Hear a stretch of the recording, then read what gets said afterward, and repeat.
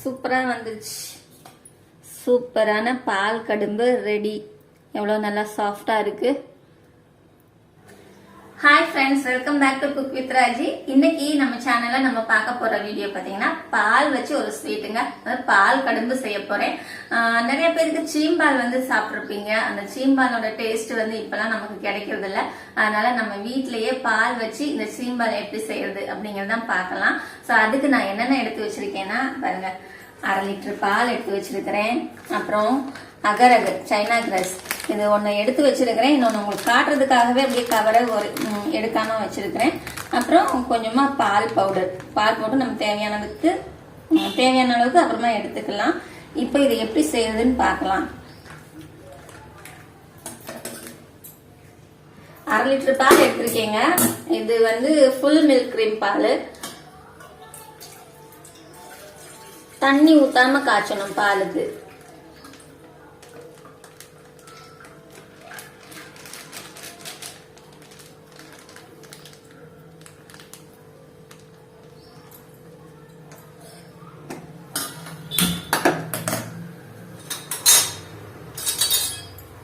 பாலை தண்ணி ஊத்தாம காய்ச்சணுங்க. ஏன்னா தண்ணி ஊத்திட்டோம்னா பால் வந்து அது அந்த கட்டித்தன்மை வராது. அதனால ஃபுல் மில்க் கிரீம் பால் எடுத்துக்கோங்க. இது நல்லா பொங்கி வரட்டும்.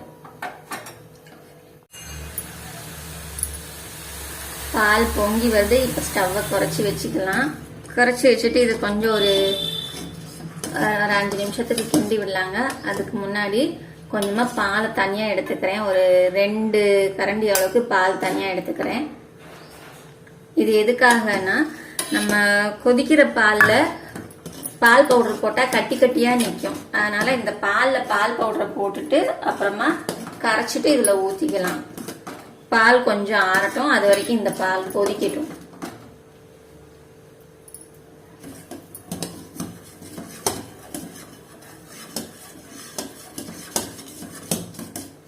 ஸ்டவ் சிம்ல வச்சுட்டே கிண்டி விட்டுட்டே இருங்க. ஒரு 5 நிமிஷம் கிண்டி விடுங்க.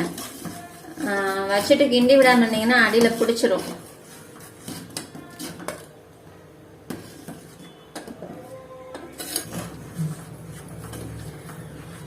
இப்ப இந்த பால் ஓரளவுக்கு ஆறிடுச்சுங்க. இதுல வந்து நம்ம பால் பவுடர் சேர்த்துக்கலாம்.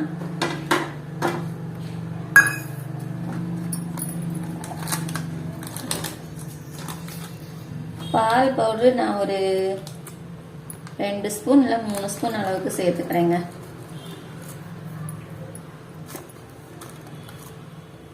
மூணு ஸ்பூன் எடுத்துருக்கிறேன். நிறைய இதை நல்லா கட்டி இல்லாம மிக்ஸ் பண்ணிக்கலாம். கட்டி இல்லாம நல்லா மிக்ஸ் பண்ணிக்கலாம். பால் பவுடர் போட்டு விஸ்கு இருந்தா விஸ்குல கிண்டி விட்டுலாம். விஸ்கு வந்து ரொம்ப பழசாயிடுச்சு, தூக்கி போட்டேன். புதுசு வாங்கணும்.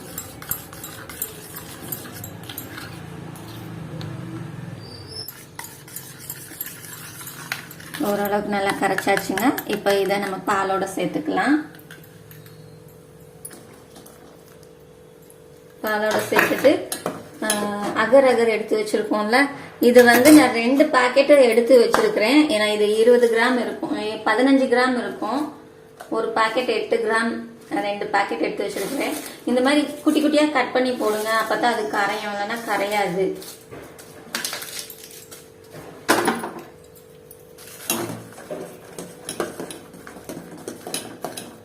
சைனா கிராஸ் கொஞ்சமா போட்டாலும் அந்த சைனா கிராஸ் கம்மியா போட்டாலும் நமக்கு அந்த பால் வந்து திக்னஸ் வராது. கொஞ்சம் அதிகமாவே போட்டுக்கோங்க. இந்த அகர் வந்து எவ்வளவு போடணும்னா 1/2 லிட்டர் பாலுக்கு நான் 15 கிராம் சைனா கிராஸ் யூஸ் பண்ணிருக்கேங்க. ஏன்னா இந்த அளவுக்கு போட்டாதான் பால் வந்து நமக்கு ஆற வைக்கும் போது கட்டியா வரும், இல்லைன்னா அப்படியே தண்ணியாவே இருக்கும். இதுக்கு மேலே நம்ம போட்டோம்னா அப்புறம் அது கல்லு மாதிரி ஆயிடும். 1/2 லிட்டர் பாலுக்கு 15 கிராம் சைனா கிராஸ் வந்து கரெக்டா இருக்கும். இது நல்லா கரையணும். இப்ப கரையறதுக்குள்ள நம்ம இதுல சுகரையும் ஆட் பண்ணிக்கலாம். ஒயிட் சுகர் இதுக்கு தேவையான அளவுக்கு, உங்களுக்கு இனிப்பு எந்த அளவுக்கு தேவையோ அந்த அளவுக்கு சேர்த்துக்கோங்க. ஏன்னா நம்ம பால் பவுடர் சேர்த்துருக்கோம், பால் பவுடர்லயும் இனிப்பு இருக்கும், அதனால பார்த்து போட்டுக்கோங்க. நான் 1/2 லிட்டர் பாலுக்கு 100 கிராம் அளவுக்கு சுகர் சேர்த்துருக்கேங்க, ஒயிட் சுகரு. நீங்கள் எந்த அளவுக்கு, உங்களுக்கு எந்த அளவுக்கு இனிப்பு பிடிக்குதோ அந்த அளவுக்கு சேர்த்துக்கோங்க. ஆனால் 1/2 லிட்டருக்கு 100 கிராம் போதுமான அளவு. நான் சுகர் சேர்க்குறது எப்படியோ வீடியோ மிஸ் ஆகிடுச்சு, அது என்னால் காட்ட முடியல. இப்போ இந்த ஸ்டேஜில் நம்ம கொஞ்சமாக வாசத்துக்கு ஏலக்காய் தூள் சேர்த்துக்கலாங்க.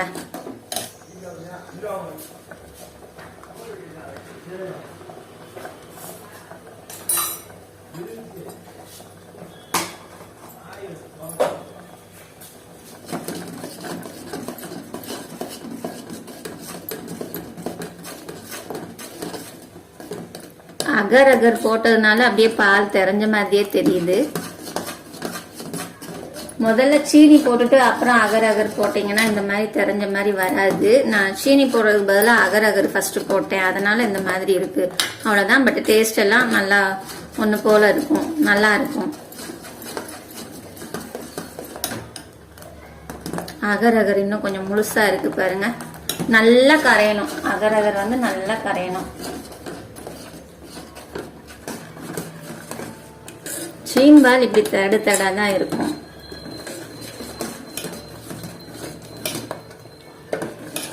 ஓகேங்க, இப்போ நல்லா கரைஞ்சிருச்சுங்க. அகர் அகரெல்லாம் நல்லா கரைஞ்சிருச்சு. இப்போ இந்த ஸ்டேஜில் நம்ம ஸ்டவ் ஆஃப் பண்ணிக்கலாம். ஆஃப் பண்ணிட்டு ஒரு தட்டில் கொஞ்சமாக நெய் தேய்ச்சிக்கலாங்க. ஒரு பிளேட்டில் கொஞ்சமாக நெய் தடவிக்கலாங்க.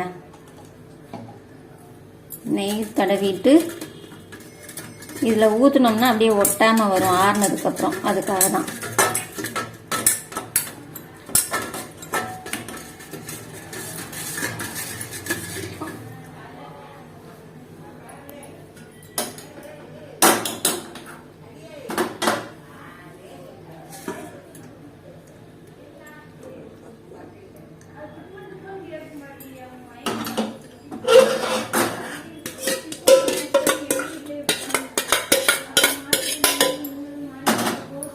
அவ்வளோதாங்க, ஃபுல்லெல்லாம் அப்படியே மொத்தமாக பரப்பி விட்டுடலாம்.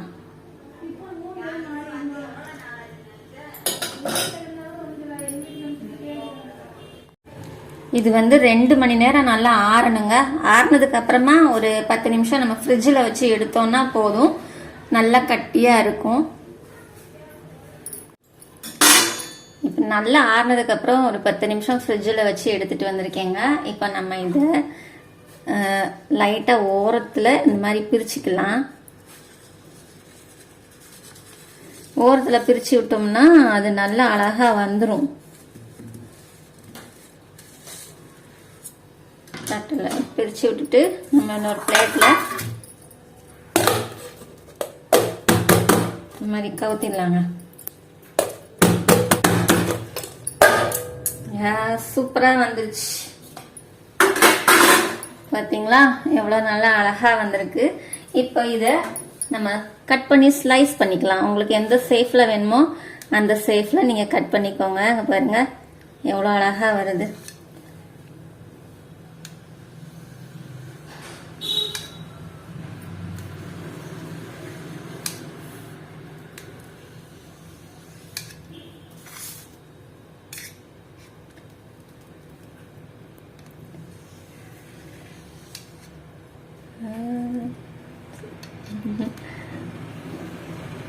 அப்படியே சாஃப்டா நழுவிட்டே போகுது கட் பண்றதுக்குள்ள.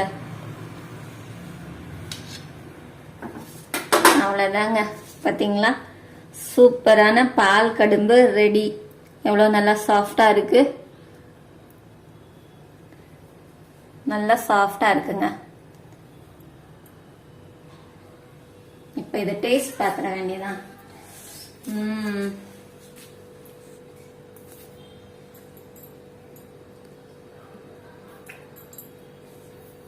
இது மாதிரி சூப்பரா வந்திருக்குங்க. நீங்களும் இந்த பால் கடும்பு ட்ரை பண்ணி பாருங்க, ரொம்ப நல்லா இருக்கும். நான் அகர் அகர் சேர்த்துட்டு, நீ என்னம்மா இந்த இது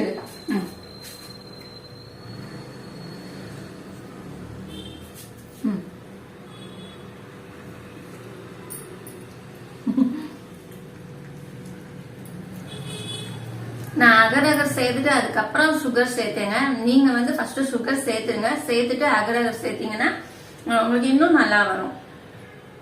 இன்னும் பார்த்துட்டே இருக்கான், அவனுக்கு வேணுமா? இந்த சாரேன், இரு கொஞ்சம் தரேன், எல்லாருக்கும் கொடுத்துட்டு நம்மளும் சாப்பிடுவோம். இந்த பால் கடம்பு ரெசிபியை நீங்க செஞ்சு பாருங்க. உங்களுக்கு எப்படி வந்ததுன்னு நீங்க சொல்லுங்க, கமெண்ட் பாக்ஸ்ல சொல்லுங்க. வீடியோ பிடிச்சிருந்தா வீடியோக்கு லைக் பண்ணிருங்க. அப்படி நம்ம சேனலுக்கு நீங்க இன்னும் சப்ஸ்கிரைப் பண்ணாம இருக்கீங்கன்னா உடனே சப்ஸ்கிரைப் பண்ணிக்கோங்க. மறுபடியும் அடுத்த வீடியோல இன்னும் ஒரு சூப்பரான ரெசிபியோட பார்க்கலாங்க. பாய்.